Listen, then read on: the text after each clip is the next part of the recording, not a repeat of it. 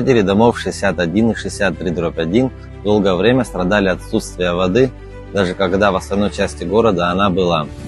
По обращениям жителей к устранению проблемы были привлечены специалисты Гагрского водоканала. МУП «Водоканал» Гагрского района совместно с российскими специалистами приступили к восстановлению накопительного резервуара домами 61 и 63/1 по улице Абазга, не функционирующего более 30 лет, для обеспечения бесперебойной подачи воды в данных многоквартирных домах.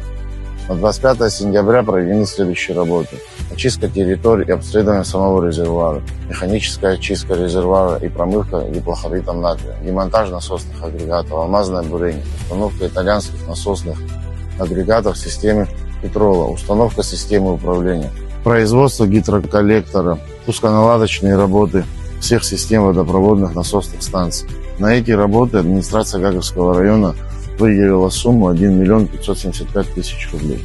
Несмотря на усилия специалистов МУП водоканала города Гагра, проблемы с водой в городе сохраняются. По поручению президента недавно Гагру посетили специалисты УКС, провели необходимые мероприятия в преддверии возобновления финансирования из России по долгожданному проекту водоснабжения города Гагра.